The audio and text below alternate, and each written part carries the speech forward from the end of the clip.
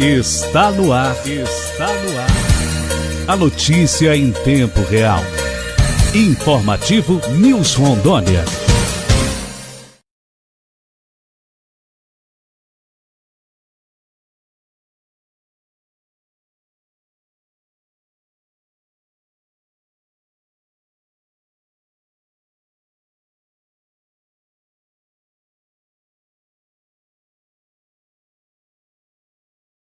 Segura essa tua internet. Lá. Eu troquei de roteador aqui. Sejam todos bem-vindos a mais uma edição do seu Informativo News Rondônia, aqui pelo seu jornal eletrônico News Rondônia no Facebook e também pela nossa TV 8. Já quero agradecer a audiência de todos vocês, em nome do nosso presidente do Grupo News Rondônia, Mauro Brisa, e do nosso diretor, Fabiano Coutinho. Hoje iremos entrevistar mais um candidato a prefeito aqui do município de Porto Velho, e hoje vai ser a vez dele, Ramon Cujuí, que colocou o seu nome à disposição aos nossos munícipes através do Partido dos Trabalhadores, o mais conhecido como PT. Então você que está nos acompanhando, já vamos interagir conosco aí através das nossas redes sociais, tá bom? Já quero dar boas-vindas, né? Antes de nós iniciarmos aqui o nosso bate-papo, ao jornalista aqui, que fica comigo todas as noites, Carlos Caldeira. Boa noite, Caldeira. Boa noite, Bruno. Boa noite ao nosso entrevistado de hoje, Ramon Cujuí. Boa noite a todos vocês que nos acompanham aqui através da nossa fanpage. Olha, o Ramon Cujuí é mais um candidato a prefeito do município de Porto Velho que está vindo bater o papo com a gente. Aqui ainda falta passar aqui na nossa janela virtual, falta passar a candidata Cristiane Lopes, o Breno Mendes, Edivaldo Soares, o Leonel Bertolin, que faltam passar, e o Pimenta de Rondônia, falta passar aqui com a gente. Pimenta de Rondônia vai estar com a gente amanhã, às 21 horas, e no sábado o Bruno vai entrevistar Leonel Bertolin às 21 horas, porque eu devo estar na ponta do Abuná. Já quero dar boa noite ao querido candidato Ramon Cujuí. Seja muito bem-vindo mais uma vez aqui na nossa janela virtual do site newsrondônia.com. Boa noite, Caldeira. Boa noite, Bruno. Boa noite, Fabiano, que está aí na técnica. Boa noite, os internautas. É um prazer estar aqui com vocês para a gente discutir as nossas propostas e as nossas visões para uma Porto Velho melhor. Obrigado pelo espaço e vamos à conversa. Bruno. Bom, produção, já pode colocar na tela aí o nosso cronômetro de 1 hora de entrevista. Vamos ficar juntos com o candidato até as 22 horas e 9 minutos. Lembrando ao candidato e a todos os telespectadores e internautas que o nosso primeiro entrevistado foi o candidato Edon Chaves, que extrapolou o tempo, passou 5 minutos, então se for necessário e o Ramon querer também esses 5 minutos, iremos fazer 1 hora e 5 minutos de entrevista. Bom, candidato, eu tenho acompanhado nessas eleições, claro que o News Rondônia disparou na frente, né? Nós começamos aqui com as entrevistas com os pré-candidatos e agora com os candidatos. E no decorrer dessa campanha, Ramon, eu vejo que o senhor tem sido um pouco bombardeado por conta, né, da gestão passada do ex-prefeito Roberto Sobrinho. Então, eu queria que o senhor falasse para a gente o seguinte: Partido dos Trabalhadores. Sabemos que é um partido, já fala na sigla, Partido dos Trabalhadores. Briga pelos trabalhadores, briga pelos servidores públicos e briga por fazer algo de importante aqui pela nossa capital. Essa pergunta que eu vou te fazer é de um nosso internauta, tá? Ele falou o seguinte: pergunta para o candidato se ele pretende dar continuidade ao que o Roberto não conseguiu fazer, ou se o mandato dele, se caso ele for eleito, vai ser idêntico ao do Roberto Sobrinho. Então tá, Bruno, diga ao internauta que fez a pergunta, não tem como dar continuidade ao que o Roberto deixou de fazer, uma vez que passaram 8 anos da nossa gestão no partido. Porto Velho tem outros problemas, a conjuntura econômica do país é outra, nós precisamos ter novas propostas, novos programas para a cidade de Porto Velho. E no que diz respeito ao partido ser bombardeado, e aí você tem razão, nós somos muito bombardeados, tem um ditado popular que diz que só a árvore que produz frutos é apedrejada para deixá-los cair. Então, os frutos do Partido dos Trabalhadores na gestão nacional, quando estivemos aí com o presidente Lula e a presidenta Dilma, e os frutos da gestão do companheiro Roberto Sobrinho em Porto Velho são muitos. São, assim, eu costumo dizer, por exemplo, que as últimas grandes obras da cidade são do governo Roberto Sobrinho. Se você vai ao Baixo Madeira, por exemplo, as últimas obras do Baixo Madeira são do governo Roberto Sobrinho. né? As UPAs são do Roberto Sobrinho. Foi inaugurada agora recentemente a UPA do Jaci, que nós deixamos construídas há 8 anos atrás. Então, o legado do Partido dos Trabalhadores não é para nós um fardo a ser carregado, muito pelo contrário. O legado do PT é algo que nos orgulha muito. E como que dizendo para o nosso internauta que fez a pergunta, a continuidade no que diz respeito ao governo do Roberto é a continuidade dos princípios, é a continuidade de cuidar de quem mais precisa em Porto Velho, é a continuidade de estabelecer para Porto Velho um projeto social e econômico que inclua as pessoas, que que permita que a cidade seja um espaço democrático de todos e de todas. Muito bem, Ramon. Eu queria falar, não sei, o Bruno, você quer concluir alguma coisa com o candidato? Não, tranquilo. Aí depois essa é a primeira pergunta do internauta, e na sequência eu vou fazer as perguntas aqui mesmo, nossa, de políticas públicas e outras situações. Pode ficar à vontade. Ramon, vamos falar de educação. Eu quero tocar no assunto do índice do IDEB, né? Há 4 anos atrás tinha 5,1 e agora parece que com muita festa tem 5,4 ou 5,5, salvo engano. E eu vi que você fez uma... Na verdade, o IDEB ele é feito de 2 em 2 anos. O IDEB de 2017 deu 5,1. O IDEB de 2019 deu 5,3. Só que o próprio instituto que faz acompanhamento, o Instituto Nacional, né, ele diz o seguinte, ele cria uma meta para as prefeituras alcançarem, e não se alcançou a meta de 2019, que era 5,5 para os municípios, alcançou 5,3. Tá, então eu estou te fazendo essa pergunta porque eu vi que você fez uma crítica forte, inclusive, né, a respeito desse índice, né, que não foi o ideal, e eu queria te perguntar o seguinte, diante do quadro que nós estamos vivendo hoje, no ano que vem certamente tem novamente o índice, né, já que é de 2 em 2 anos. Eu quero saber de você, na tua gestão como prefeito de Porto Velho, como fazer para melhorar o índice do IDEB. Olha só, Caldeira, você precisa reorganizar o sistema e você precisa ampliar investimento. Esse dado eu recebi do Tribunal de Contas, no seminário que teve, no final da gestão do Dr. Mauro, 2016, o investimento, e eu não falo custo em educação, nem gasto com educação, porque educação não é gasto, não é custo, educação é investimento. O investimento em educação do município de Porto Velho era da ordem de 31% da receita, veja que muito acima do mínimo de 25%. Quando o atual já entrou, já em 2017, ele baixou esse investimento para 27%. Em 2019 caiu para a faixa de 26% alguma coisa, e para 2019 manteve na faixa de 26%. Ou seja, para você melhorar a educação é preciso você fazer o investimento na educação. O que é que nós estamos propondo? Primeiro, que o piso mínimo para investimento em educação no município de Porto Velho seja da ordem de 27,5%. É o piso. Nós já gastamos mais com educação, mas é preciso recompor esse investimento em educação em Porto Velho. Segundo, você precisa reorganizar o sistema. E eu tenho dito sempre o seguinte para as pessoas, você vai fazer composição com o vereador na Câmara, isso vai até depois a gente conversa sobre isso. Né? Eu digo sim, não tem como um prefeito que vai sair de uma eleição, como eu vou sair agora, eleito. Eu vou fazer, no máximo, o PT vai fazer 3 vereadores. Eu preciso fazer composição na Câmara, logo eu preciso, né, criar uma base de apoio. Isso significa ceder espaços na gestão para compartilhar o poder com responsabilidade. Aí eu digo, mas tem que ter limite. Eu digo, por exemplo, direção de escola não pode ser indicação de vereador. Direção de escola, quem tem que escolher é justamente a comunidade escolar, que é que nós defendemos gestão democrática. Ora, hoje, a escolha das diretores de escola é feita por indicação política, está loteado. Isso não gera uma boa gestão. Então, se você tem a direção próxima à escola, isso é uma mudança de gestão. Você veja que eu não estou falando de investimento. Eu falei primeiro, aumentar o investimento, e agora uma mudança de gestão. Que as direções das escolas elas possam ser escolhidas pela comunidade escolar, pais, alunos e professores, de maneira que haja uma proximidade. Você não consegue melhorar o IDEB, você não consegue melhorar a qualidade de educação das crianças se você não tiver envolvimento das famílias com a escola. E para isso é preciso que haja uma proximidade entre a instituição escola e a instituição família. E isso você faz pelo processo democrático, você cria um mecanismo de fazer isso. Outra coisa é você não, por exemplo, deixar o que aconteceu na gestão atual, que nós temos crianças que encerraram 2018, agora em 2020, e nós temos, acho que, 22 escolas que estão encerrando ainda 2019 e em 2020, não encerraram. Nós vamos levar, talvez, para o primeiro semestre de 2021, crianças para encerrar o ano letivo de 2019, o que não tem justificativo, a não ser descaso da administração.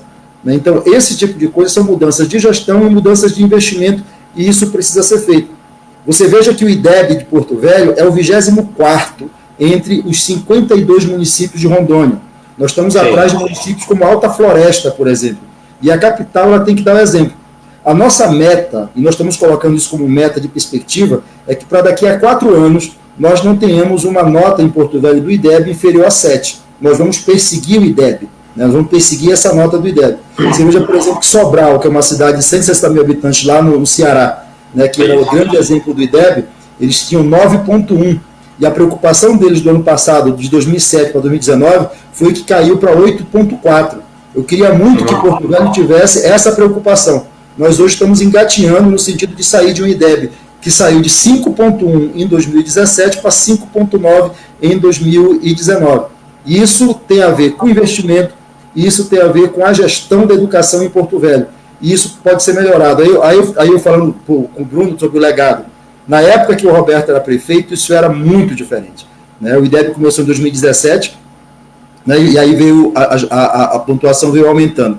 E aí tem outra coisa também que é fundamental, e se vocês são jornalistas e sabem disso, a qualidade, por exemplo, da merenda escolar, na época em que o PT foi gestão em Porto Velho, nem se compara com a atual. As nossas crianças estão somando aquele suco, né, com bolacha.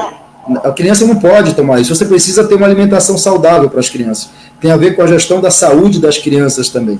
E isso muda com mudança de gestão, com você aproximando a comunidade da escola, né, e a gestão gerencial da Secretaria de Educação tendo essa postura. E não negociar direção de escola com vereador para manter base de apoio na Câmara. Isso é um limite da negociação que nós estamos dizendo. Vamos negociar com a Câmara, vamos ceder espaço, vamos porque é do jogo político e é isso que está colocado. Mas escola e posto de saúde não se negocia politicamente. Bruno, deixa eu só fazer um adendo aqui, candidato. A escola lá do Baixo Madeira aqui, do Cujubim Grande, eu acabei, agora me fugiu o nome, já fui tantas vezes naquela escola, me fugiu o nome da escola. Não, tá sem áudio. Tá sem áudio. É a Aigmar de Souza, se eu não estou enganado. Não, é Deigmar Soares. Deigmar Soares. Deigmar Soares. A escola Deigmar Soares, por exemplo, ela teve aula lá normal até setembro de 2018. A escola Ermelim do Brasil, aqui do outro lado da ponte do Rio Madeira, aqui na Vila do Denite, desde 2019 que ela tem aula e não tem. E olha que nós estamos praticamente numa área urbana aqui, né? Mas a deficiência é muito grande. Eu te pergunto o seguinte, essas paralisações que teve, eu citei só esses 2 exemplos, mas você sabe muito bem a realidade. Eles vão influenciar na nota do IDEB a partir do ano que vem? Tem como recuperar? Não tem como recuperar. E, aliás, não tem como recuperar por outro elemento. O déficit na relação ensino-aprendizagem está dado também em função da pandemia na cidade. Assim, o que tá se fazendo, ninguém estava preparado para a pandemia, e a verdade é essa. Quando você introduziu, por exemplo, o uso do computador, o uso do celular para as crianças aí do ensino infantil, quem tem criança sabe, a criança não fica meia hora ali parada. Né? É fundamental para ela o contato presencial. Então, o déficit de ensino-aprendizagem, em função da pandemia e em função desses problemas anteriores, ele deve ter uma recuada no IDEB agora de 2021. E isso é natural. Esse déficit vai ser recuperado ao longo do tempo. Não tem mágica nessa história. Porque o déficit de ensino-aprendizagem está colocado para Porto Velho, para o Brasil e para o mundo. Né? Porque ninguém criou. Porque, veja bem, não tem uma metodologia, né? Não tem uma metodologia pedagógica que permitisse você ter um aproveitamento razoável nesse momento. O que está se fazendo no país afora é você minorar os efeitos da pandemia no setor de educação, de maneira que você não atrase o andamento escolar dos alunos. Agora, o processo de ensino-aprendizagem, isso tem um déficit enorme. E não só na educação infantil. Na educação do ensino médio e na educação do ensino superior também esse déficit existe. Mas só que os maiores já se viram de outra maneira. Tem como compensar isso. As crianças não, porque tem um processo que é interessante dizer assim, é preciso alfabetizar na idade certa. Se você não alfabetiza na idade certa, você tem um déficit, que esse déficit se arrasta aí pela frente. Tem um dado que é do estudo do Ministério da Educação que diz que aqui para Porto Velho, apenas 13 crianças que estão na terceira série de 100, na verdade é 100 de 13, é 13%, tem uma alfabetização plena. Ou seja, uma criança que está na terceira série, ela chega na terceira série e ela não sabe o básico da alfabetização, ela está pré-alfabetizada. Isso na rede municipal de ensino de Porto Velho. Isso é um dado que o Tribunal de Contas apresentou para a gente. Né? Então, assim, o que é que precisa ser feito? Primeiro, você precisa ter um trabalho básico na pré-escola. Né? Porto Velho tem uma deficiência, nós temos 5 mil crianças que não estão na pré-escola em Porto Velho, e a meta de universalizar o acesso à pré-escola era de 2016, não universalizou. Nós estamos aí com 73%, 72% de crianças na pré-escola. A pré-escola é fundamental, porque há estudos que indicam que a criança que participou da pré-escola, quando ela vai para a alfabetização, ela aprende melhor, ela consegue assimilar melhor o processo de alfabetização, porque a educação é um processo. Então, assim, nós estamos num processo de déficit enorme em 2020, em função da pandemia, e para Porto Velho, para as crianças da região da zona rural, Baixo Madeira e também aqui da Ponta do Abunã, e ao redor de Porto Velho também. Né? Nós estamos com esse problema de recuperar um déficit de má gestão da educação dessa atual gestão da Prefeitura. E nós estamos colocando como desafio para daqui a 4 anos, e o nosso desafio é a gente conseguir melhorar essas condições de forma que a gente tenha pelo menos o IDEB 7 e que Porto Velho seja o melhor IDEB do estado de Rondônia, porque nós somos o maior município de Rondônia, nós somos a maior economia de Rondônia e não se pode admitir que a gente fique em 24º lugar na classificação do IDEB no nosso estado. Bruno. O candidato, só ainda na questão do quesito educação, eu vou entrar na minha próxima pergunta. Então, quando o senhor fala em relação à indicação de diretores de escola, o senhor sendo eleito, o senhor voltaria então com a antiga, né, gestão democrática? Não tem. Exatamente, não tenha dúvida. Olha só, gestão democrática não é só eleger o diretor. As pessoas acham que a gestão democrática é a pessoa votar no diretor e vai. Não é. Nós temos o conselho escolar, fortalecer os conselhos escolares, fortalecer os conselhos da merenda. Né? Na verdade, a gestão democrática é trazer a sociedade que vive no entorno da escola para dentro da escola. Nós temos um projeto de colocar internet de qualidade nas escolas. Se a gente coloca internet de qualidade nas escolas, vários lugares da cidade onde as crianças, de maneira geral, não têm acesso à internet, é tentar permitir que essa escola fique aberta para a comunidade aos finais de semana. Isso tem um custo, isso demanda planejamento, mas isso está no nosso horizonte. Né? Porque se você cria isso, você traz a comunidade para a escola. A gestão democrática vai além de eleger o diretor. O eleger o diretor é uma das pernas da gestão democrática. Fortalecer os conselhos e trazer a comunidade para a escola é fundamental. Em todos os lugares onde isso foi feito, onde a comunidade assumiu a escola como sua, os níveis de qualidade da educação e de rendimento dos alunos melhorou muito. Sobral, como eu digo, é um exemplo disso. Candidato, na gestão do ex-prefeito Roberto Sobrinho, nós tivemos a criação de 2 coordenadorias que é de suma importância aqui para o município de Porto Velho, que é a de juventude e a de políticas públicas para as mulheres. Hoje não é mais coordenadoria, né, se transformou em departamento, que é ligada à Secretaria de Assistência Social. Bom, eu vou fazer uma pergunta até um pouco mais extensa para o senhor, porque eu sei que o senhor é um cara que domina muitos assuntos. Políticas públicas para as mulheres. De que forma o senhor pretende, através do departamento, combater a violência doméstica aqui na capital, em parceria com o Executivo Estadual? E eu queria saber também de que forma o senhor pretende colocar em prática projetos para capacitação para o mercado de trabalho aos nossos jovens, que hoje, muitos jovens, candidato, eles almejam a sua inserção no mercado de trabalho, mas muitos estão em vulnerabilidade social, não têm condições de pagar um curso profissionalizante. Então, aí que entra o papel do poder público municipal para capacitar esses jovens e, através do CID municipal, encaminhá-los para o mercado de trabalho. Então, eu queria que o senhor falasse esses 2 eixos para a gente, que é de suma importância para a população aqui da nossa capital. Tá, vamos falar das mulheres. É preciso ter... Nós temos no nosso programa tem um capítulo só para a questão das mulheres. Né? E as mulheres são fundamentais no desenvolvimento social e econômico do nosso município. No que diz respeito à violência das mulheres, contra as mulheres, que você colocou para nós, isso é um problema endêmico e estrutural na sociedade brasileira. Nós acabamos de assistir, antes de ontem, o resultado daquele julgamento, aquela coisa ridícula, aquela coisa agressiva do estupro. Nós não estamos falando de uma visão machista de população de baixa renda, que normalmente as pessoas dizem, porque os pobres são assim. Não, nós estamos falando de gente com formação acadêmica de alto nível, né, que tolera, né, que legitima violência contra a mulher, no caso o estupro daquela moça lá. Né, e isso é um absurdo, nós não podemos tolerar isso. Nós precisamos de medida em várias dimensões. Uma das medidas é no campo da educação.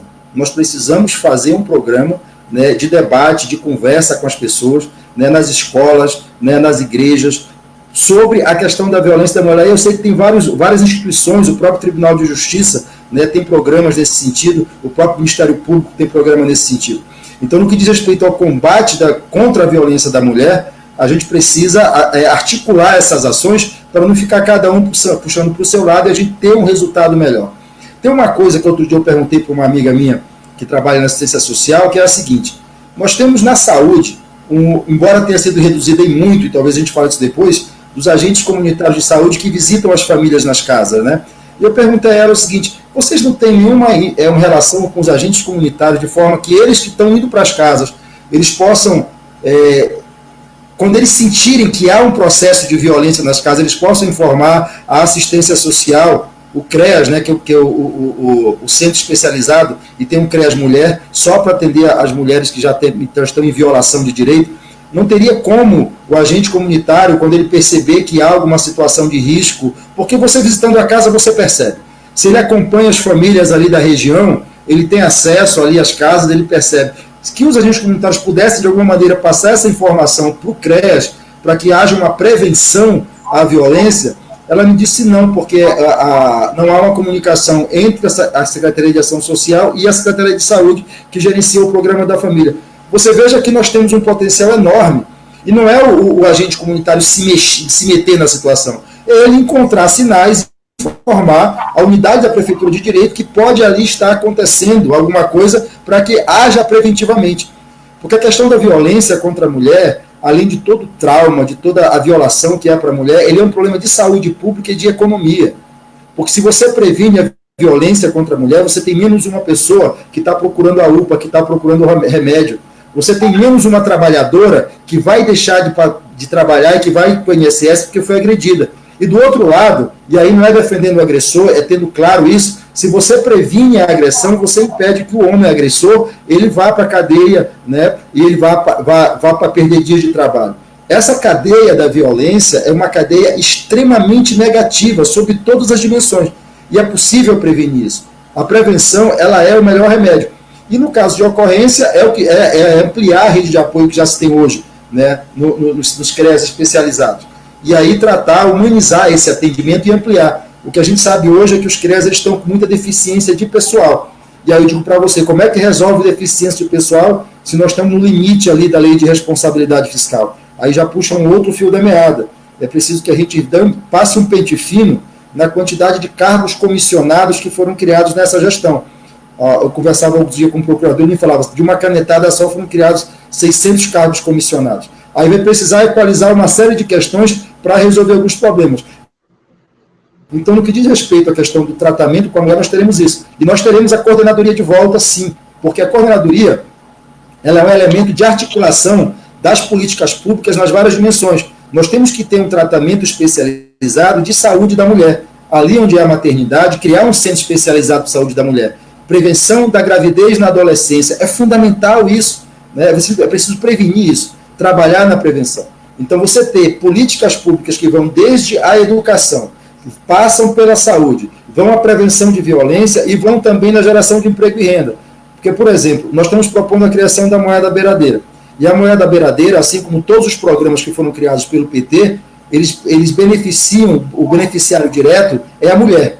Porque a gente sabe, nós somos homens aqui e sabemos, né, que no final das contas, quem cuida dos filhos, né, quando a mãe adoece, quem cuida são as mulheres. E a gente precisa reconhecer isso, e se tem alguém que mantém a estrutura da família funcionando, são as mulheres, e elas são um ponto-chave da nossa política, tanto do ponto de vista da inserção social, quanto da geração de emprego e renda. Falando agora da juventude. Nós precisamos oferecer à juventude oportunidade. Eu tive no Orgulho do Madeira, tem 2 dias, numa casa que tinha 2 jovens, e a mãe dela me dizia assim, minhas filhas não saem de casa depois das 7 horas, por conta da criminalidade. O filho de 17 anos não sai de casa porque ele tem medo de ser confundido ou pelos criminosos ou pela polícia, porque ele é um negro grande, né, um rapaz forte, e ele tem medo de sair. Né? Então é preciso que haja alternativas para essa juventude. Por exemplo, nós colocamos no nosso plano de governo, tem até um vídeo que eu divulguei na internet, da ampliação das vagas de cursinho pré-ENEM. Quando o Roberto era prefeito, os cursinhos pré-ENEM tinham 700 vagas na cidade, funcionavam em 7 pontos. Hoje a prefeitura diminuiu para 4 pontos e as vagas caíram para 400 vagas. E nós temos uma demanda enorme de juventude querendo ir para a universidade. E é uma pena que haja tão poucas vagas agora que o ProUni não funcione para dar oportunidade para essa juventude. Outra coisa que nós colocamos é que nós possamos levar cursinhos de idiomas para essa juventude. Porque um jovem que sabe falar mais de um idioma, ele está qualificado para esse mercado de trabalho nosso, né? Esse trabalho de mercado globalizado. E aí a ideia é juntar a geração de renda para a juventude numa ponta e prestação de serviço na outra.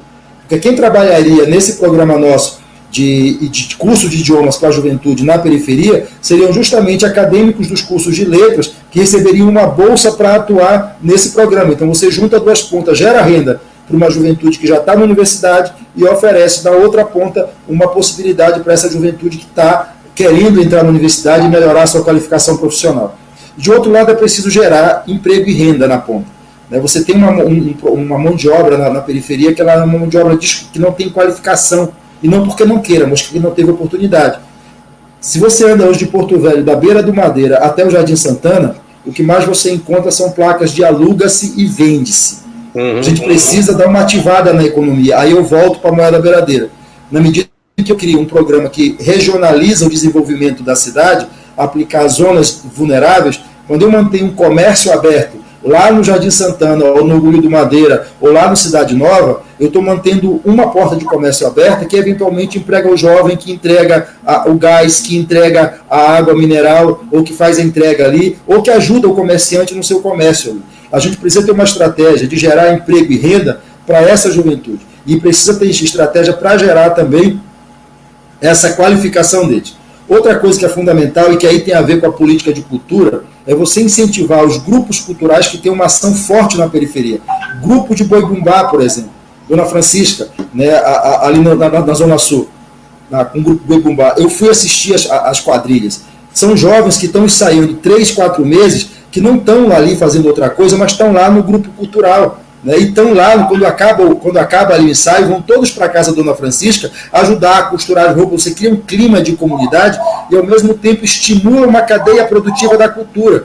Você passa a ter emprego para as costureiras ali 4, 3 meses por ano para o processo de cultura. A mesma coisa, eu tive outro dia no Jardim Santana e tinha uma família, um casal, fazendo escolinha de futebol para as crianças do bairro. Aí eu perguntei, vocês estão ligados a alguma coisa? Ele falou, não, a gente faz isso voluntário. E já correram, porque viram que era político, né? Não queriam falar com o político, foram saindo. Mas é interessante ver que existem iniciativas da sociedade civil que precisam ser estimuladas e fortalecidas. Nós temos uma proposta de fortalecer essas iniciativas, por exemplo, onde houver escolinha de futebol comunitário, a gente vai lá e ajuda com o uniforme, ajuda com a bola, ajuda com o treinamento de quem está fazendo esse trabalho, que às vezes é de muita boa vontade, mas que a gente ajudar dando uma qualificada melhor. Muito bem. Muito bem. Satisfeito, Bruno? Sim, tranquilo. Tá com, eu não sei onde é que está com um retorno, né? Eu acho que parou agora. É o seguinte, candidato, vamos falar aqui sobre servidores públicos municipais, tá? Hoje eu considero, como você já falou aqui no limite no limite prudencial, né? Nós temos uma faixa de 14 mil servidores efetivos com mais ou menos 2 mil servidores comissionados, né? E se gasta muito com a folha de pagamento. Eu queria saber, no teu plano de governo, o que você vai fazer para você enxugar a máquina pública, já que nós vamos ter um ano, os 2 próximos anos vai ser muito difícil, com queda de arrecadação, o orçamento de 1.592 bilhões de reais certamente não vai ser o ideal para se tocar a administração municipal com todos os problemas que se advêm, principalmente na educação e na saúde, e que precisa realmente economizar. Eu quero saber o que é que você vai fazer para enxugar a máquina. Primeira coisa é passar um pente fino na quantidade de cargos comissionados que foram criados na atual gestão. Não é acabar os cargos porque você precisa de cargos para fazer a gestão. Isso, dizer assim, eu vou acabar com cargos, isso é besteira. Mas você precisa passar um pente fino e colocar exatamente naquilo que é necessário, né? No que diz respeito aos meus colegas servidores, porque eu também sou servidor público, eu sou do Judiciário Federal, eu disse isso o seguinte: você precisa tratar o servidor com respeito. Não há possibilidade de dar aumento e nem reposição salarial, mas você precisa sentar com o servidor na mesa, ouvir as demandas dele, né, e tentar achar solução conjunta. O que aconteceu na atual gestão é que a prefeitura não recebe ninguém e trata o servidor como se fosse bandido. A grande verdade é essa. Então, abrir o diálogo com as categorias é essencial. Por exemplo, nós sabemos que, conversando com servidores da saúde, que houve uma categoria na saúde que teve um aumento, uma reposição salarial, um ganho salarial, que não foi repassado para as outras categorias. E isso gerou um problema de quebra de isonomia que vai ter que ser resolvido, né? E é preciso dialogar. O diálogo com o servidor é fundamental. Eu vou dizer outra coisa para você, Caldeira. Eu sou servidor público há 24 anos. O servidor, mal ou bem, no final do mês ele tem um salário, e ele sabe disso. E o servidor não é, de regra, um vagabundo, como as pessoas dizem, como o governo federal quer fazer agora, tratando a gente como isso na reforma administrativa, dizendo que nós somos ineficientes e preguiçosos. Isso não é verdade. O servidor, se ele é bem estimulado, se ele é motivado, ele trabalha, ele rende muito. O que é que acontece no serviço público, Caldeira? Eu acho que isso também não é só o serviço público, é o setor privado. Você pega as chefias e você começa a dar as chefias para gente que nunca trabalhou no serviço público, e ele vai ganhar o melhor salário daquela divisão, e quem vai trabalhar de fato são os servidores. Aí não anda, porque ninguém vai enfeitar a boneca para os outros brincar. Você vai acabar servindo de escada para os outros. Quando você pega a administração pública e faz loteamento dela nos cargos de gestão fundamentais, você coloca gente que não tem a ver com quadro, você cria uma inércia dentro da gestão. Isso é um fato. Eu sou servidor público. Se você tem um chefe que não sabe fazer o serviço, você não vai fazer o serviço dele. Porque quando você faz o serviço dele, você acaba dando a impressão de que ele que é eficiente e você não. Então, esse problema é um problema de gestão que precisa ser enfrentado na nossa gestão. Eu lembro que quando o Roberto foi prefeito, a maioria dos cargos era de servidores de carreira, né? Os servidores da prefeitura, na sua grande maioria, ocupavam os cargos de gestão. E a gente ouviu isso muito na Secretaria de Educação. Hoje, por exemplo, na Secretaria de Educação, o processo de formação é dado por uma instituição de fora. Não se ouviu o know-how que os servidores têm. Então, para tratar do servidor, eu tenho dito o seguinte: nós temos sim um problema orçamentário que nos impede de dizer assim, vamos repor as perdas salariais. Uma coisa que eu tenho dito, nós vamos abrir a conversa com os servidores municipais. Olha, gente, o quadro é esse. E o servidor sabe. Nós precisamos dizer o seguinte: olha, o quadro é esse, não dá para fazer. O que pode ser feito? Né? O que puder ser feito, vai ser feito. E tem uma outra coisa que é uma das principais demandas dos servidores, que como eles não têm a possibilidade de aumento salarial e dificilmente vão ter em função da restrição orçamentária, é preciso compensar isso retomando uma coisa que é fundamental para o servidor de Porto Velho, que é a qualidade da assistência médica do IPAM, que está completamente destroçada nesse momento. Né? Muito do que era a rede de atendimento do Instituto de Previdência e Assistência dos Servidores foi desmantelada na atual gestão. E é uma das maiores queixas dos servidores. E esse compromisso a gente tem, né, de pegar o IPAM, revitalizar o IPAM, né, e reconstruir essa rede de apoio que era fundamental para os servidores. E eu vou lhe dizer uma coisa: quando o Roberto entregou a gestão, ele entregou com as contas do IPAM saneadas. Né, saneadas. Tinha uma dívida de 50 milhões que foi reconhecida pelo município, que foi escalonada, que foi tudo ajeitado no médio prazo para não ferir a estrutura. E hoje o IPAM ele se encontra numa situação muito grave, né, que pode entrar em colapso em 2 anos. Então a gente vai ter que assumindo a prefeitura, ter esse diálogo aberto com os servidores e o compromisso de recuperar o Instituto de Previdência e Assistência do município, que era uma das coisas que os servidores mais se valiam nos momentos de maior necessidade. Bruno? Me bota na tela aí. Tá me vendo aí, Ramon? Tá me ouvindo, Caldeira? Ouvindo. Estamos. Qual é o nome disso, Ramon? É o tal do furto legalizado no estado de Rondônia, praticado pela Energisa. Acabou de faltar energia elétrica aqui no meu condomínio. Aí você vê, o cidadão ele paga caro pela energia elétrica e o serviço que é prestado está aí, ó, de má qualidade. Acabou de faltar luz aqui, ó, no meu condomínio. Eu vou tentar ver se eu levo a entrevista com vocês aqui no zero, né, pelo menos no áudio. E você que não caia, né, que eu estou no 4G. Esse é o famoso furto legalizado, viu, Ramon? Deixa eu te contar uma coisa, Bruno.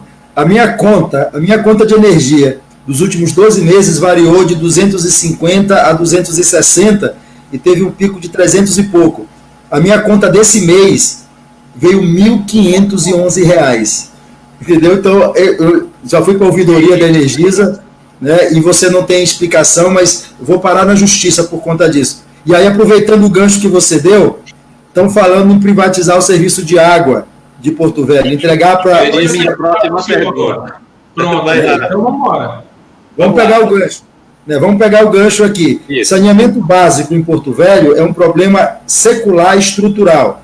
Né, e nós perdemos a janela de oportunidade que foi dada pelo presidente Lula quando trouxe as usinas para cá e colocou na Caixa Econômica 900 milhões e somados a todas as obras do PAC para infraestrutura em Porto Velho dava algo em torno de 1 bilhão e 200 milhões de reais para infraestrutura. E essa janela foi perdida.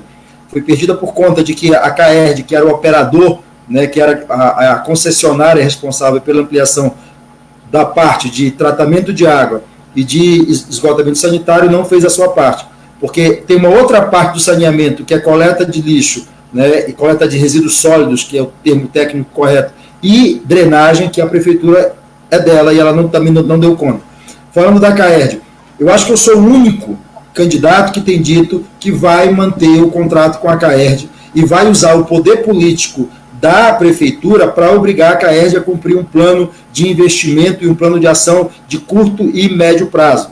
Né, porque nós entendemos que onde foi privatizado, e aí não é uma coisa de ideologia, né, é prático. Aqui em Manaus foi privatizado, e se você pegar lá o Sistema Nacional de Acompanhamento de Saneamento Básico do Brasil, Manaus, que privatizou há 20 anos, está junto com a gente entre as 10 piores cidades de saneamento básico do Brasil. Ela atende no máximo, se não me engano, 12 ponto alguma coisa por cento de cobertura de saneamento. Sim. Ou seja, há 20 anos que foi dado para a iniciativa privada, ela não ampliou o esgotamento, porque não dá lucro a ampliar o esgotamento. Né? Então, a gente. E aqui em Rondônia, aqui em Ariquemes, teve até CPI, está 5 anos privatizado, porque a empresa que recebeu a concessão privada lá para fazer, ela não cumpriu o investimento. Porque não existe recurso no setor privado hoje para bancar um investimento de ampliação do sistema de esgotamento sanitário de Porto Velho da ordem de 2 bilhões de reais. O prefeito tem falado aí que as 3 grandes operadoras do Brasil, da América Latina, já têm proposta para Porto Velho. O que eles vão fazer se tomarem água em Porto Velho é igual a Energisa, que trocou o relógio de energia. Eles vão trocar os hidrômetros e vão cobrar em cima da água tratada que já é fornecida para a cidade, e com aumento da taxa. Não tenho a menor dúvida disso. Entendeu? Então, privatizar sistema de água e esgoto, da mesma forma que foi privatizado o sistema de energia, ela apenas onera a população e não amplia e não melhora a qualidade do serviço. Eu falo para você isso, eu vou lhe dar 3 exemplos, já falei de Manaus, um exemplo, Ariquemes aqui do lado, outro exemplo, e a Europa inteira tem um movimento hoje de reestatização de água, porque o setor privado não funciona, em função da lógica e da natureza do serviço. Paris reestatizou o saneamento básico em 2010, está fazendo 10 anos de reestatização. Eu vi um documentário esse dia na Netflix, que em Paris as pessoas estão tomando até água gaseificada na rua, de graça, que a prefeitura colocou em função de ter reestatizado e modernizado lá o sistema. É claro que isso é Paris, mas eu falo de Paris e falo de Manaus, aqui no Amazonas, e falo de Ariquemes, nossa vizinha aqui do lado. O modelo de gestão para água e esgoto não pode ser privado, porque o setor privado ele busca o lucro. E ele não vai ter lucro lá no Jardim Santana, lá no Ronaldo Aragão, lá no Cidade Nova. Ele vai restringir esse acesso a um circuito muito pequeno, e esgotamento e água sanitária não é uma questão de lucro, é uma questão de direito e de saúde humana. É por isso que nós somos contrários a esse modelo de PPP que está sendo colocado aí. Aí as pessoas me perguntam, mas Ramon, mas e se a CAERD não cumprir? Se a CAERD não cumprir, nós temos que nos preparar na gestão para criar uma autarquia municipal como o Cacoal fez.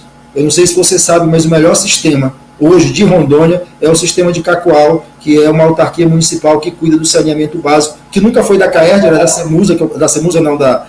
da FUNASA, que operava, e foi para o município. Então nós temos alternativas. O que nós não podemos é entregar uma coisa que é direito humano das pessoas, da cidadania, ao setor privado. E não é preconceito, é porque não deu certo em lugar nenhum do mundo. O serviço ou piora ou permanece o que está, e a única coisa que aumenta é o valor da taxa, é o valor que o cidadão paga ali pela água, como acontece hoje com a energia, que todo mundo reclamava da Ceron. Veio a Energisa, nós estamos reclamando da Energisa e pagando mais caro pelo fornecimento de energia elétrica. Muito bem, olha, o nosso querido Bruno Eduardo acabou caindo realmente, né? A situação do Bruno Eduardo está complicada aí, vamos tocando aqui.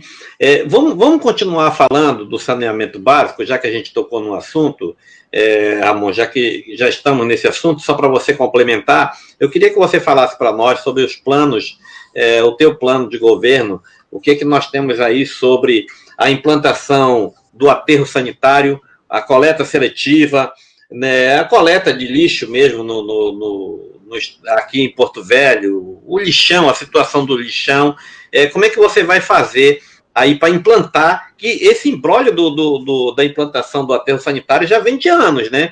Já vem de 2012, salvo engano. Ele vem de antes, ele já foi empurrado para frente várias vezes, foi empurrado para acabar com os lixões em 2016, e o marco agora que foi aprovado dos resíduos sólidos, né, ele diz que nós temos que resolver esse problema até agosto do ano que vem. É para fechar o lixão, né, aquele setor da Vila Princesa, até agosto do ano que vem. E, na verdade, não tem condições materiais para isso. No país inteiro, eu acho que esse prazo vai ser, de novo, dilatado. Qual é a grande questão hoje? É que a discussão do aterro sanitário está sendo colocada em transferir para o outro lado da BR. Transferir aquele aterro que está lá, o lixão a céu aberto, para o outro lado da BR. Isso. Né? Só que tem resistência, porque ali é área de nascente também. Tem toda uma discussão que precisa ser feita, Caldeira. Qual é o grande problema? O plano municipal de saneamento básico não foi concluído. Se a gente não concluir o plano municipal de saneamento básico, onde ele vai definir diretrizes, vai definir metas, né, a serem cumpridas, não tem como nem acessar recurso federal para a gente investir em Porto Velho. E esse plano ele precisa estar concluído até o ano de 2022. Qual é o estágio do plano hoje? Ele está na fase de diagnóstico. O diagnóstico acabou de ser entregue agora no mês de junho, né, e a gente tem lido aquele material todo, são 600 páginas de diagnóstico sobre a situação do lixo em Porto Velho. Então é preciso que a gente sente aí, a primeira coisa que a gente vai fazer para tratar a questão dos resíduos sólidos é chamar a sociedade para discutir essa questão. Porque aonde o aterro vai ser colocado, ele vai gerar impacto ecológico, ele vai gerar impacto nas redondezas, não tenha dúvida disso. Isso é um fato. Né? A questão do lixo hoje ela é fundamental em todo o mundo. Você tem cidades da Europa que estão na Itália que os lixos estão colocados a céu aberto ali nas grandes cidades, porque é um problema grave hoje. Né? O que a gente precisa fazer? Discutir nesse plano de saneamento básico do município, onde é que vai alocar o aterro sanitário e como é que isso vai ser feito. E como é que vai ser cuidado também das famílias que tiram o sustento catando ali na Vila Princesa. Isso precisa ser colocado também. O que a gente tem, por exemplo, hoje? Existe eu estava conversando com os catadores, eles me diziam que nós temos em Porto Velho algo em torno de 3 mil catadores. A grande maioria dos catadores trabalha de maneira individual. São poucas associações e acho que 2, 3 cooperativas, né, que aí abrigam 40, no máximo 40 por família, dá mais ou menos umas 120 famílias, se tanto estiverem em associações e cooperativas. A gente vai investir num processo com os catadores de organização, porque a prefeitura é permitido a ela fazer contratação por dispensa de licitação com associações e cooperativas de catadores. Esses catadores, o pessoal chama de catador de lixo com grande preconceito. Na verdade, eles são prestadores de serviços ambientais para a nossa cidade. E é preciso que se tenha muito cuidado, muito carinho, muito respeito por esses trabalhadores. Eu soube outro dia falando com o Tony, que já há condomínios em Porto Velho que tem associação com os catadores da Cata Norte, onde eles vão... O pessoal separa o lixo no condomínio, eles vão lá e pegam o lixo. O que acontecia? O que acontece ainda? A prefeitura falou em coleta seletiva. A população da cidade onde foi implantada a coleta seletiva fazia a separação. Só que aí ela via que a prefeitura jogava tudo no mesmo carro. Ela coletava em casa e lá na ponta não tinha resultado isso. Aí as pessoas desacreditam. Nós vamos implantar um programa de educação ambiental, e a educação ambiental não é só a educação formal nas escolas para as crianças, mas para a sociedade, e trazer os catadores. Não existe hoje pessoas mais qualificadas para falar de coleta seletiva, para falar de uso dos resíduos, de manejo dos resíduos, do que os catadores, e remunerá-los por esse serviço, tanto o serviço de educação ambiental, quanto o serviço coleta. E aí você tem duas pontas. Você acaba gerando uma fonte de renda para essa população. Se eu não estou enganado, Pimenta Bueno fez isso já. Já tem um programa lá onde você pegou a prefeitura e ela remunera os catadores. O problema do lixo é muito grande. E por que a questão ambiental? Porque nós vivemos uma sociedade do descarte, né, e do desperdício. É preciso que a gente molde a nossa maneira de viver para uma nova perspectiva. E nesse sentido ele é o eixo diretor do nosso programa de governo. O PT, desde 2018, Caldeira, ele definiu como estratégico uma coisa chamada transição ecológica, que é uma mudança de valores, que é uma mudança de comportamentos, uma mudança de mentalidade na forma de se relacionar com a natureza. Isso tem muito a ver com a nossa estratégia de desenvolvimento para a cidade. Quando a gente investir pesado no tratamento do resíduo sólido e dar uma definição para isso, a gente vai estar dando uma nova cara e uma nova roupagem para Porto Velho. Então, para nós, isso é fundamental. Outra coisa relativa ao saneamento básico, que é o quarto tripé, que é a drenagem, a gente vai ter que fazer uma limpeza nos igarapés e canais da cidade, e aí também a educação ambiental. Porque tem uma coisa que se encontra nesses igarapés na cidade, é aterramento irregular e lixo, muito lixo. Né? Sofá, geladeira, colchão, televisão, fogão, isso não pode. A prefeitura pode limpar o que for, e se a população não tiver conscientizada de que é preciso manter limpo, essa limpeza não vai continuar. E aí tem um problema que é o seguinte, que toda vez que chove, alaga, né, e aí a prefeitura ela tem sua responsabilidade, tem muita, mas a população também precisa ser conscientizada da sua responsabilidade nesse processo, e nós temos essa diretriz que está no nosso plano de governo. É um investimento pesado em educação ambiental. E educação ambiental não é só cuidar das florestas, só cuidar dos animais, é cuidar da qualidade de vida na nossa cidade. Muito bem, o Bruno. Vamos ver se o Bruno fala aí, Bruno. O Bruno não está aí também. Está nos acompanhando, mas ele não está conseguindo entrar. Eu quero fazer um complemento aqui, né, sobre essa questão do lixo. Eu não sei se você chegou a conhecer o projeto Cataforte, da Fundação Banco do Brasil. Eu fui coordenador desse projeto durante 5 anos aqui no estado de Rondônia, né? E trabalhei com os catadores de todo o estado de Rondônia. Achei sempre muita dificuldade aqui em Porto Velho. Não, o resto do estado todo era mais fácil de se trabalhar com a capacitação desses trabalhadores, com implantação, como foi feito lá em Cacoal, enfim, eu conheço bem essa área. Mas tem uma coisa que está me chamando a atenção, desde o início dessa campanha que a gente vem tocando no assunto, ainda não vi uma proposta plausível, e nem você tocou no assunto agora, candidato, sobre resolver a questão da coleta de lixo na área ribeirinha, no Baixo Madeira, né? Existe projetos para se fazer essa coleta, mas eu ainda não vi um candidato trazer realmente aqui uma proposta. Você tem essa proposta para resolver esse problema? Porque ninguém sabe para onde vai o lixo que é produzido no Baixo Madeira. Eu sei. E é só muito fácil de pensar, né? Mas você tem alguma coisa? O básico, ele não é só da cidade de Porto Velho, ele envolve os distritos também. Entendeu? Sim. A construção do plano de saneamento básico é ouvir a comunidade de Porto Velho e ouvir os distritos, não só do Baixo Madeira, mas como aqui da Ponta do Abunã, e são resíduos sólidos diferenciados. Se eu te falar aqui, olha, eu tenho uma proposta concreta para resolver a questão do Baixo Madeira, não tem. Mas o que nós temos é a construção do plano, né, e a perspectiva de construí-lo urgentemente durante o ano de 2021 e apresentar nessa construção as saídas a partir do diálogo com as comunidades. Porque a questão do lixo no Baixo Madeira não é a mesma questão do lixo da cidade de Porto Velho, como não é a mesma questão dos distritos aqui da Ponta do Abunã. Mas isso vai ser discutido no plano de saneamento básico, com certeza. E para nós, discutir o plano de saneamento básico não é pegar os técnicos da prefeitura só, os iluminados que a gente contratar da assessoria para dar solução. É fazer audiências públicas nos distritos, né, de maneira que possa a população participar e achar uma saída para essa questão, Caldeira. Muito bem. O Bruno também continua fora. Vamos falar de infraestrutura e mobilidade urbana. O que eu não vou nem tecer comentários. A infraestrutura de Porto Velho, a gente sabe muito bem, o quadro que se encontra e também a mobilidade urbana. Eu queria que tu falasse sobre o teu plano de governo que contempla aí de infraestrutura e mobilidade urbana. Aí é outra coisa, né? A gente vai ter até abril de 2022, isso está na legislação federal, que apresentar o Plano Municipal de Mobilidade Urbana. Você veja que eu estou falando de instrumentos institucionais de planejamento da cidade que não foram iniciados pela gestão atual. 4 anos, e o instrumento básico que me legitima a buscar recurso federal para investimento foi relegado. Nós temos um problema no Brasil, que aí não é só um problema de Porto Velho ou dessa gestão, mas é o problema de planejamento. A cultura brasileira, inclusive no setor privado e no setor público, é uma cultura que não dá o devido cuidado, não dá a devida importância ao planejamento.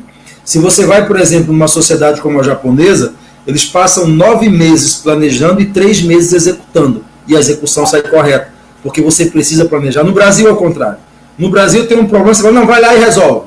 No Brasil, alagou, o cara diz, não, vai lá e cava um buraco. Ou agora, na prefeitura, diz, não, tá, as ruas estão sem asfalto, mete asfalto. Então, o problema do planejamento, ele precisa ser resolvido como cultura no Brasil. E eu lembro a você que a cultura de planejamento no Brasil, nos últimos anos, ele foi introduzido pelo governo Lula. Tanto que toda a política nacional urbanística, ela necessita de um plano. O plano de mobilidade, o plano de saneamento básico, né, o plano de saúde, o plano de educação, para que as políticas públicas não fiquem restritas ao gosto e ao humor do governante. Porque se você constrói um plano como política pública a partir de uma discussão com a sociedade, o camarada que entra, o prefeito que entra, ele não pode alterar aquilo, ele tem que dar continuidade. O que a gente enxerga muito é prefeito desconstruindo política pública que é boa, da gestão anterior, para ninguém lembrar do antecessor. Isso está completamente errado. Quando você fala de mobilidade urbana, você está falando de ter um plano de mobilidade urbana. Nós temos um diagnóstico de 2011, ainda na gestão do Roberto, nós temos um diagnóstico de 2015, na gestão do Dr. Mauro, que foi feito aí, pago pelas usinas. Depois disso, a atual gestão sequer se deu ao trabalho de levantar um diagnóstico. E nós precisamos ter esse plano pronto até 2022, ou seja, nós vamos ter 1 ano e pouco de gestão para construir esse plano, sob pena de nós não acessarmos recursos federais para investir na infraestrutura e mobilidade urbana da cidade. E mobilidade urbana não é só a questão do transporte público coletivo, que já era caótico, né?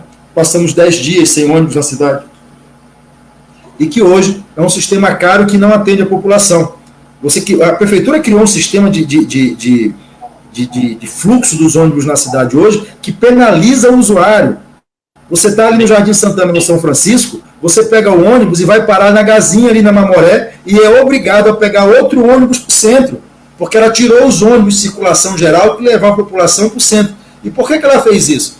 Porque no processo de licitação ficou definido que haveria integração, e a integração seria de 1h30, ou seja, você pegou o ônibus agora, você teria 1h30 para você pegar o próximo ônibus. E isso poderia, por exemplo, a pessoa sair lá do Jardim Santana, vai para o centro, fez o que tinha que fazer, não deu 1h30, em tese ela poderia voltar com a mesma passagem para o Jardim Santana. O que a prefeitura fez para isso não acontecer? Ela regionalizou a circulação de linhas.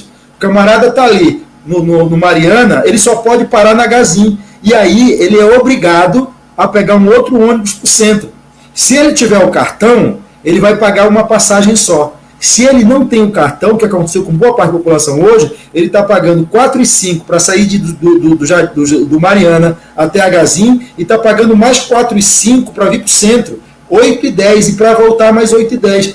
Se você olhar os ônibus hoje circulando em Porto Velho, eles estão circulando vazios, e não é por causa da pandemia. É por causa que é muito caro andar de ônibus em Porto Velho hoje, por conta dessa reestruturação que foi feita aí pela prefeitura, que onerou o trabalhador.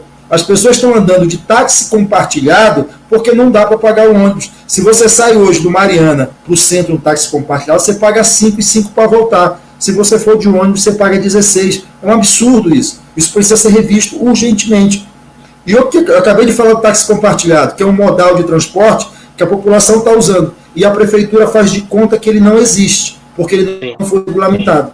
né, já está usando aí há mais de ano o táxi compartilhado, e a prefeitura olha para o lado e pode fazer de conta que não existe, como uma avestruz que enfia a cabeça no buraco para fugir do problema. A gente vai enfrentar esse problema no plano de mobilidade urbana, trazendo os trabalhadores do táxi compartilhado para conversar e para regulamentar o modal, porque é preciso fazer isso. É preciso que a prefeitura faça isso, é preciso que haja esse planejamento. Outra coisa que a mobilidade urbana mexe é a questão das calçadas em Porto Velho. Eu vi uma tese dos alunos da Uniron, que tem arquitetura, né? E a conclusão lá dos estudos é que mais de 90% das calçadas em Porto Velho está irregular. E não precisa nem se fazer estudo científico, é só você andar nas calçadas que você vê que dificilmente você tem calçadas regulares. Aí é preciso dialogar muito com a população. Quer ver uma coisa que Porto Velho é cultural e que a gente precisa dar uma conversada com a população? É essa questão das lixeiras na calçada, né? A gente se acostumou desde cedo a pôr a lixeira na calçada. O lixo é seu, então o lixo tem que estar dentro do seu terreno. Você precisa cuidar dele. Mas como a cidade toda está, não adianta a prefeitura vir dizer assim, vou multar quem tiver com lixeira. Besteira. Você precisa conscientizar as pessoas nessa linha da educação ambiental. É preciso que as pessoas entendam que como o lixo é seu, você precisa ter o lixo para dentro de casa.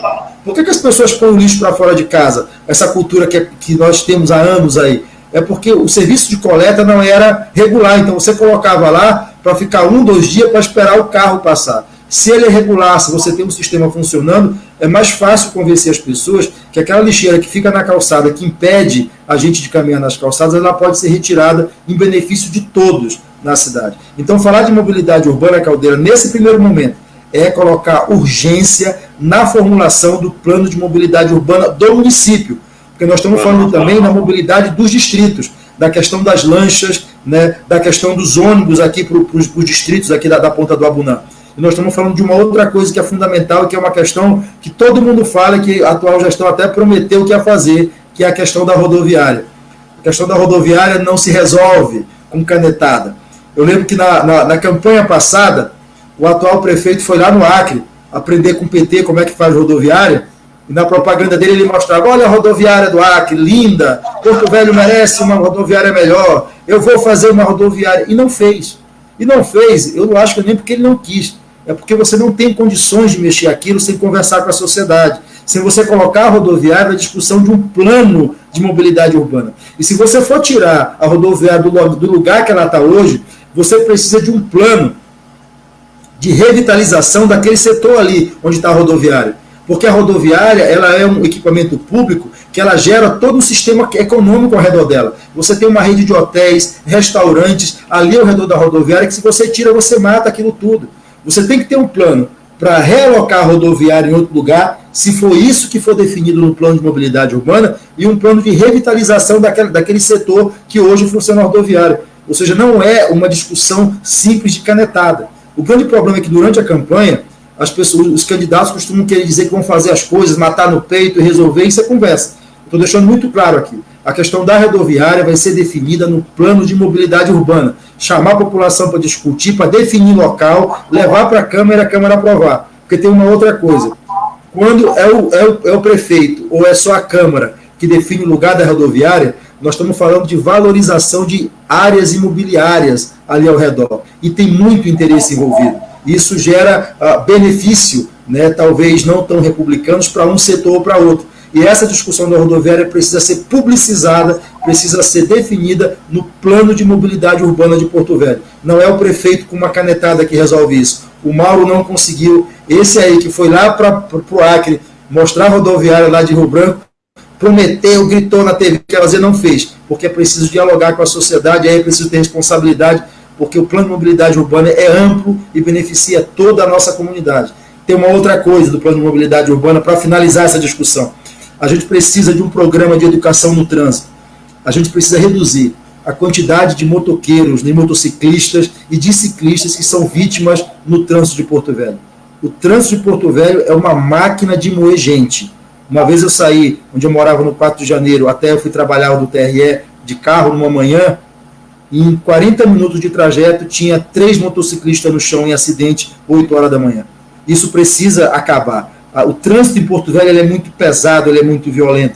E os motociclistas também têm responsabilidade sobre isso. Às vezes, para ganhar o pão de cada dia, a quantidade de serviço de moto entrega que está aí, Se você parar no sinal, você vai ver as motos furando o sinal como se fosse a coisa mais natural do mundo. E não é. É risco para aquele trabalhador. E isso não se resolve com canetada, isso não se resolve com multa. Isso resolve com um processo de educação das pessoas. Porque cada trabalhador que sai de casa numa motocicleta ou numa bicicleta e não volta, é uma família que perde alguém. E isso a gente precisa conscientizar o trabalhador e conscientizar também quem está dirigindo o carro a ter respeito, é humanizar a nossa cidade, e isso a gente pretende fazer num amplo plano de conscientização, organizando a sociedade civil, aí não tem jeito. Tem que conversar com a igreja, tem que conversar com o Ministério Público, a associação de bairro, com os taxistas, com os motociclistas, para a gente melhorar essa coisa desumana que é o trânsito em Porto Velho. Muito bem, Ramon. Nós estamos a 4 minutos de encerrar o nosso programa. Eu teria ainda muitos outros assuntos para debater com você. Eu sei que você é um cara que conhece muito bem de licitação, eu também sou técnico na área, né? É um assunto que eu gosto e eu tenho certeza que você domina muito bem também. E uma coisa que me incomoda muito é essa burocratização toda. A gente sabe que a Lei 8666, ela é burocrática mesmo, ela é ruim de se trabalhar, mas é lei, tem que ser cumprida, né? Mas, infelizmente, o programa está no final. E eu espero que, se você for para o segundo turno, a gente prossiga esse nosso bate-papo aqui, na volta dos nossos bate-papos com os candidatos que vão para o segundo turno. Eu vou te deixar à vontade para te fazer suas considerações finais. Você ainda não pediu voto. Sei que todo mundo sabe que o PT é 13, enfim, mas você ainda não pediu voto. Então, fique à vontade nesses 3 minutos aí para falar com o teu público. Eu sou o pior candidato que existe. Desde a época que eu concorri em 2018 deputado federal, o pessoal me chama para conversar, a gente vai desenvolvendo os temas e eu esqueço de pedir voto. Pede voto. E agora a mesma coisa. No debate, por exemplo, ontem, eu não pedi voto no final. Eu acabei encerrando, né, falando das coisas, não pedi voto. O pessoal disse que candidato tem que pedir voto. Né? Mas você falou de licitação, eu vou pegar o gancho que você deu. Eu trabalhei 20 anos com licitação, Caldeira. Eu fui servidor da Justiça Eleitoral do TRE durante 20 anos, e os cargos que eu ocupei lá, desde a minha entrada em 96, sempre foram na licitação. Fui chefe da seção de licitação, fui presidente de comissão de licitação, fui um dos primeiros pregoeiros do Estado. Depois assumi a coordenadoria de material e patrimônio no TRE, que eu era o gestor de compras, gestor de contratos, o gestor de patrimônio e o gestor de almoxarifado. Eu tinha uma equipe de 15 pessoas comigo. Foram 20 anos fazendo isso. A 866, ela não é ruim, eu nunca achei ela ruim. O problema é que as pessoas acham que a licitação é a comissão de licitação que vai lá comprar. Não é. Uma boa licitação começa no planejamento. É na hora que eu digo qual é a minha necessidade e na hora que eu digo qual é a solução para a minha necessidade. Se lá no projeto básico você definir isso direito, a sua licitação vai ser maravilhosa. E você precisa, na outra ponta, você ter alguém que receba aquilo que foi licitado e não outra coisa. Porque o fornecedor ele tem essa mania. Ele te vende uma coisa na licitação e quer te entregar outra lá na ponta. A gente precisa deixar isso muito claro. A licitação ela não é aquela sessão que, coitado do presidente, ou que o pregoeiro julga preço. Não. A licitação é um processo complexo que começa na definição da necessidade e acaba quando você recebe o produto que satisfaz a sua necessidade. E aí, de novo, é preciso planejamento. Falta de remédio no hospital público é falta de planejamento, é falta de gestão. Tá certo? E eu vou usar esses outros minutos que me restam aqui para dizer para você o seguinte, que no começo a gente começou falando do legado do PT. Eu tenho muito orgulho do legado do PT. Eu tenho muito orgulho do legado do PT, tanto a nível nacional quanto a nível estadual. Eu tenho andado pela nossa cidade e tenho notado que tem uma coisa que está voltando, que é a pobreza extrema. Antes do presidente Lula assumir esse Brasil, o nosso povo ia para o açougue e comprava carcaça de frango. Depois que Lula assumiu, o nosso povo comia feijão, arroz e carne todo dia. E não está comendo mais feijão, arroz e carne todo dia. Porque a carne aumentou, porque o arroz aumentou, porque o óleo aumentou, porque o gás aumentou, e não tem ninguém cuidando do nosso povo. É por isso que o PT precisa voltar a governar Porto Velho e voltar a governar o país. Nós precisamos de uma mudança de rumo no nosso país. E essa mudança de rumo no nosso país começa na nossa cidade, para trazer de volta o partido que mais cuidou do povo brasileiro. O partido que tem defeitos, o partido que tem deficiências, como todo e qualquer partido, mas que mais cuidou do povo. É o partido que mais fez pelo povo brasileiro. E é por isso que eu tenho muito orgulho de estar no Partido dos Trabalhadores e não tenho vergonha nenhuma de dizer, sou 13, peço o seu voto, Ramon Cujui, número 13, para o Partido dos Trabalhadores. Eu sou o candidato do PT e tenho muito orgulho de dizer, sou o candidato do presidente Lula, que está nas minhas campanhas, está no meu horário eleitoral pedindo voto para mim. Porque a gente nunca deixa de lembrar, e eu tenho lembrado isso sempre no programa eleitoral, que na hora do vamos ver, companheiro, na hora do vamos ver, quem cuida e quem defende você é o PT. Obrigado, Caldeira, pela oportunidade, obrigado ao Bruno, obrigado ao Fabiano na técnica, valeu. Obrigado aos internautas que assistiram a gente. Muito bem, fique aí para a gente considerações finais. Eu agradeço a todos que ficaram com a gente até agora, tem muitas mensagens aqui nas nossas redes sociais. A você que é eleitor, você que é um correligionário, um colaborador do Ramon Cojuí, chegou agora na nossa live, não te preocupa não, tá? Estamos lá, ela vai ficar aí para você poder acompanhar, tá lá no YouTube, tá no Twitter, tá no Instagram, tá? Você entra no próprio site New Rondônia e você encontra lá esse vídeo aqui, você pode fazer com ele o que você achar melhor para ajudar na campanha do seu candidato. São 22 horas e 12 minutos, chegamos ao final do nosso bate-papo aqui com mais um candidato a prefeito no município de Porto Velho, Ramon Cojuí do PT. Na hora do vamos ver, quem cuida de você é o PT, é 13, é Ramon Cojuí, tá bom, gente? Então, olha, Ramon, te desejo sucesso, você é um cara muito bom, eu gosto muito de ouvir você falar, você é um cara que entende, muito bom, gostei do bate-papo e te desejo sorte e sucesso aí no teu projeto. Um grande abraço para você e todos os correligionários seus, a Fatinha, a minha querida Risolene, a Fátima Cleide, enfim, todos que estão com você aí, tá bom? A você, amanhã nós estamos de volta a partir de 17 horas na nossa programação normal, até às 21 horas, porque eleições de 2020 passa por aqui. Um grande abraço, fiquem todos com Deus e até amanhã. Tchau, tchau. Você acabou de assistir a notícia em tempo real. Informativo News Rondônia.